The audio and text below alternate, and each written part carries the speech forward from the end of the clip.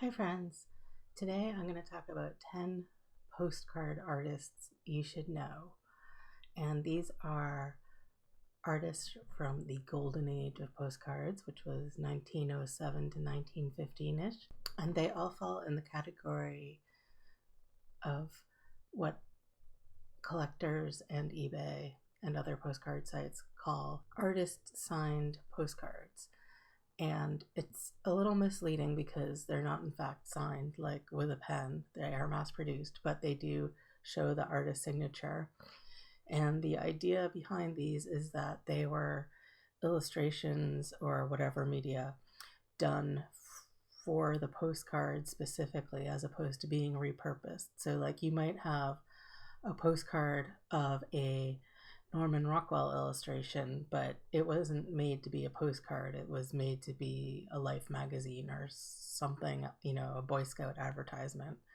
But somebody has at some point slapped it on a postcard. That's technically not really an artist-signed postcard. It's sometimes impossible to know, and I don't think there's, postcard police enforcing this rule too strictly, but theoretically the idea is that it's art made to go on the postcard and then reproduced with the artist's signature. So I'm going to show you 10 artists that are easy to find ish, as 100-year-old postcards go, and that can sell better than other postcards. Not always. There's some variation, there's some strategy to how you sell them, but I'll be showing you sold pages, sold comps on eBay as the example, so you'll get an idea. And definitely artists have more popular and less popular designs, and it depends what time of year and if it's germane to a holiday and all of that stuff. But here's some names that you can look out for. All right, first one is Ellen Clappsaddle, and she was an extremely prolific illustrator, so you're going to find a lot of her postcards. She is known somewhat for cute kids, like this one. She did all kinds of topics. There we go. But this kind of cherubic face, little rosy cheeks, sort of like peaches and cream, pale children, often with this sort of curly cherubic hair. And her Santas often have this kind of look. She did different styles, but this is kind of the style she's known for. We'll go through some other ones. Let's see. Here's another one of these Santas and children. But here's patriotic, and there's more cherubic children. This one I think is a slightly different style. Like she erred on, like these ones like this are a little bit more realistic and modeled, although idealized, but they have more of a realism to them. And she also did these ones that are slightly more cartoon-like, or even this, or this. They're a little bit flatter, less realistic, but these are all her, and this is her style. A lot of her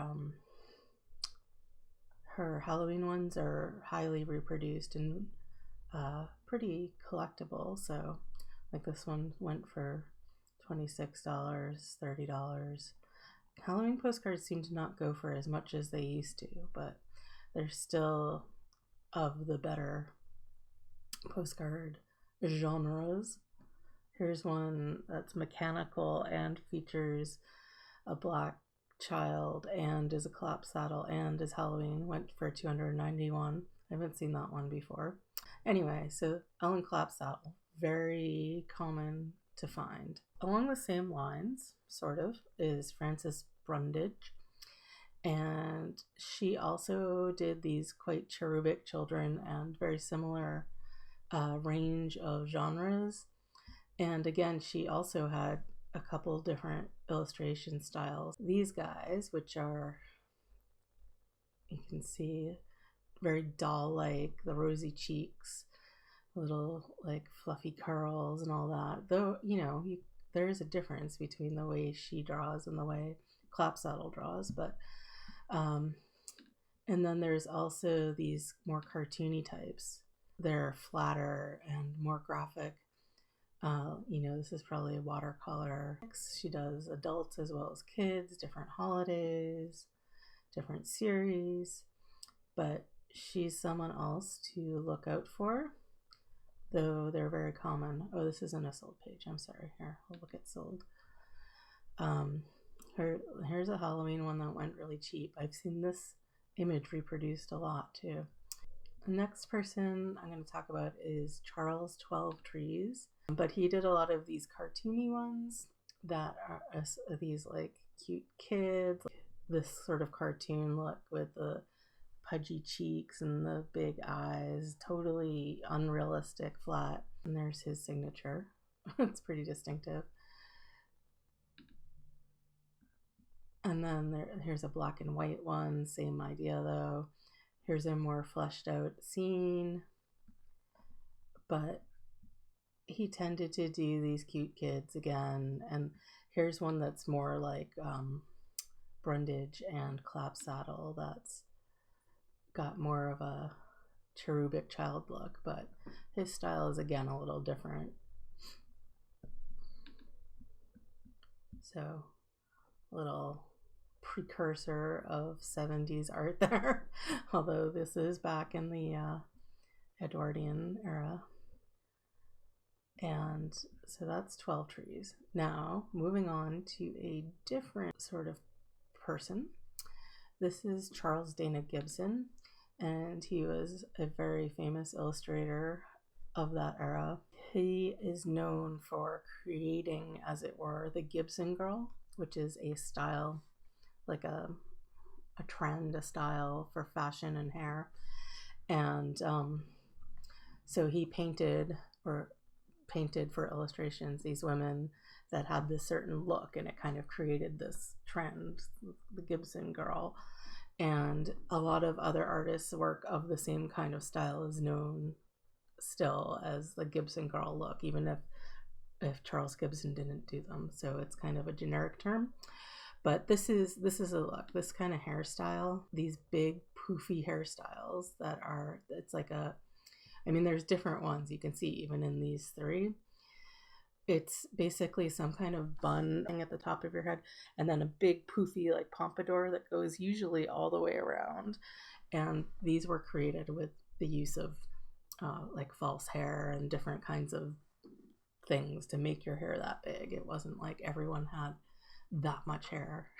Some people had a lot of hair, but so that's kind of the Gibson girl hair.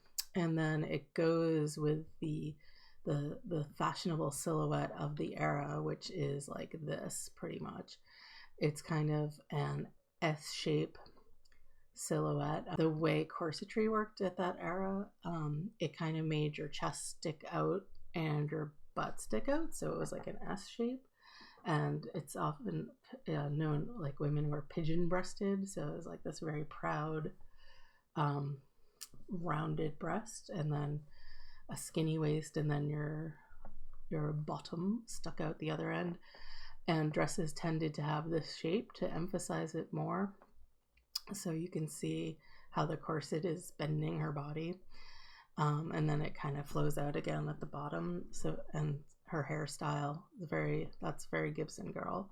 And you can see his style is sort of, I would call it kind of angular, despite the fact that he's drawing these very curvaceous women most of the time. I think his line work is kind of like, it's very angular and linear for such curvy subjects. Here is a colored Gibson girl head, and this is extremely Art Nouveau. You notice the frame around it, and then we have that. And so this is actually, from the caption, you can see this is actually not drawn specifically to be a postcard necessarily, but I would still call this a signed artist postcard. And So did the person who listed this, which was not me. And I would also list this for a lot more with best offer, probably $18.50. Even though it's a little grubby, I still would do that.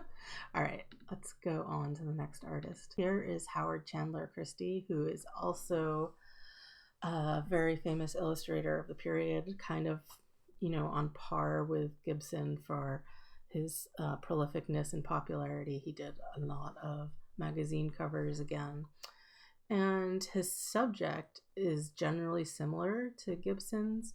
I mean, they both did other things besides, women and socialites, but he did a lot of the same kind of society women, rich, fashionable, etc., etc. And also these couples. That was a genre called the. I usually use the keyword romance on anything like that with a couple. We have the whole Gibson girl thing going on with the hair and the silhouette, very skinny waist, and her hips are bigger and her chest is poofing out. Sometimes these romance ones have a caption, like they tell a little story. So his look is similar to Gibson's. His line work is, I would say, is different. It's a little bit softer, rounder.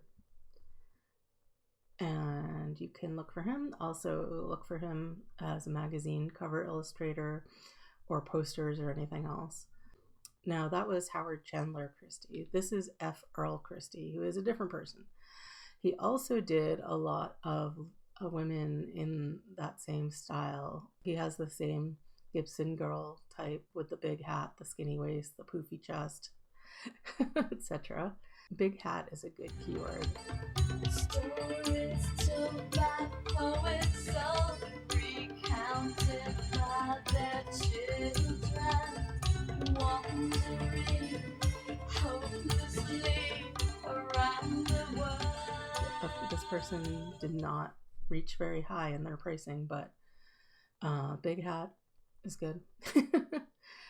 And he did series like Beautiful Women in a Horseshoe and blah blah blah.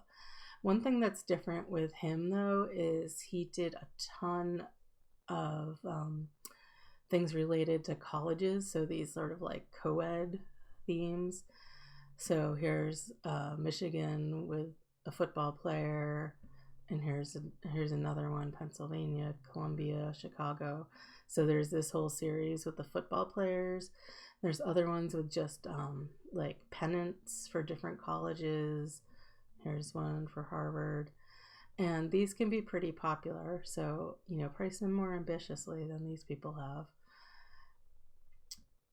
So he did a lot of stuff like that. He also did a lot of these romance types with a couple and different little, what do you call it? All right, moving on.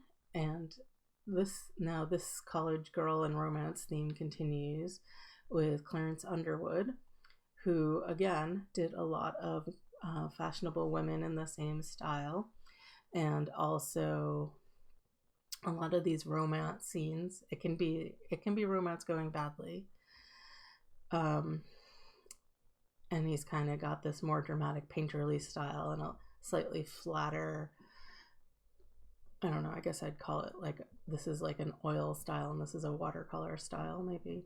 I mean, that might not be exactly what they are, but that's what they say to me. And then this more like isolated figure thing. Here's another romance one. Lots of them. And he also did some more like sporty ones. I think there might be some that have specific colleges or pendants. I don't remember, but definitely women playing different sports, which was all like really new and exciting at the time. That is Clarence Underwood, and I think his style is a lot more painterly. I mean, he was still technically, I guess, an illustrator like these other people, but he's got a lot of painterliness in here, I would say. Okay, and then switching to a sort of different topic, we have George Studdy, and he is famous for Bonzo the dog, who is this guy. And so there's, again, these more painterly ones and more cartoony ones. And I guess they're all humorous. And he's just someone to look out for who's collected, Bonzo the dog. Anyway, George Studdy with 2 D's. And then more animals. We have Louis Wain, who is famous for his cats. And you might know his name because there was recently a movie that came out about him on, I want to say, Amazon Prime. It featured none other than the inestimable Benedict Cumberbund. The cat man. Cat man. A whole cat world. Playing Louis Wain, and I did not see it. When I saw the trailer, I was like, yes, I'm gonna watch that, but I never did. It looked too hokey to me somehow.